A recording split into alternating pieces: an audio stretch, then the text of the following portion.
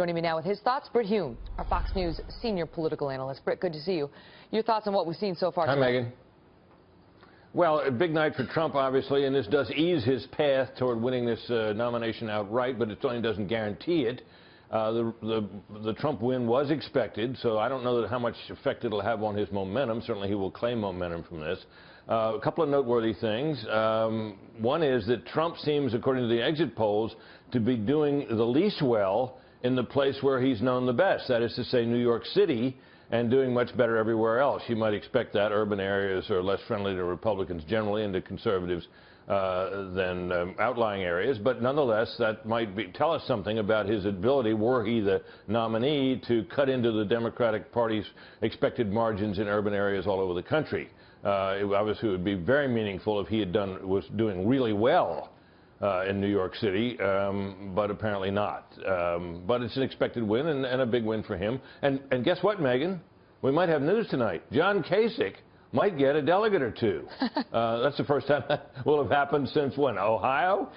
He might even close the gap between him and Marco Rubio, who quit after Florida but is still ahead of him. Right. Well, I mean, there's a real question about whether that could matter, because every delegate counts at this point, and the question is whether, even if Trump can't secure this thing outright by June 7th when the voting stops, whether he will be close enough, and every delegate matters, whether he will be close enough to A, make the case to the American people that it would be grossly unfair to give it to somebody else, or B, make the case to somebody like John Kasich that he should come over to Trump's side, release his delegates, and help put him over the top, or at least make that case to unbound delegates that it's time to get on the Trump train.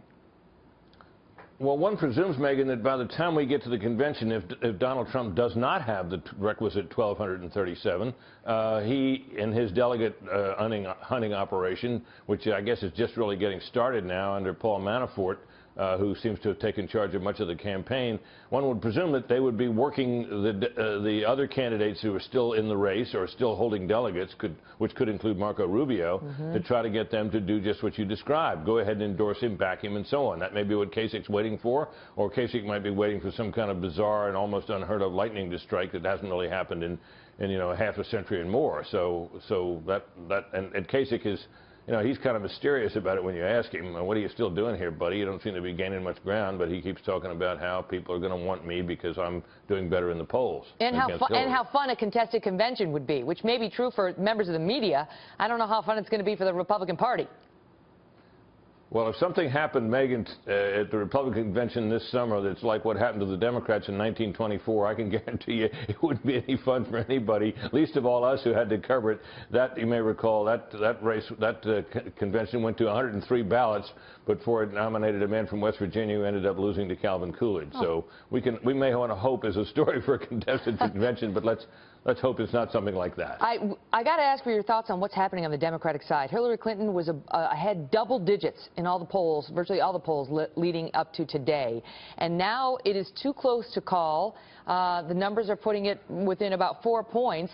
Now it's still, it's 9:26 here. They're still counting. But your thoughts on how tight that race is? Well, if this turned out to be kind of a squeaker for her after the polling suggested otherwise for so long, I think that would be harmful to her in this sense. I mean, she's still, by virtue of the fact that she has a pledged delegate lead and a superdelegate lead that seems prohibitive at this stage.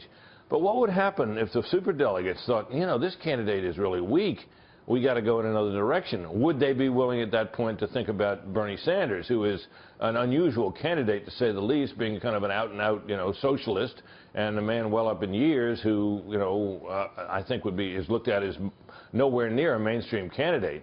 But it would certainly, I would think, raise doubts about Secretary Clinton and her staying power. And if we hear more about Brooklyn and disenfranchised voters whose registration was purged and were forced to fill out provisional ballots, which no one wants to do. I mean, just the New Yorkers have no patience for this kind of thing, but maybe they're doing it. This story is not likely to leave us if this vote winds up tight. Britt, thank you. Okay, Megan, thank you.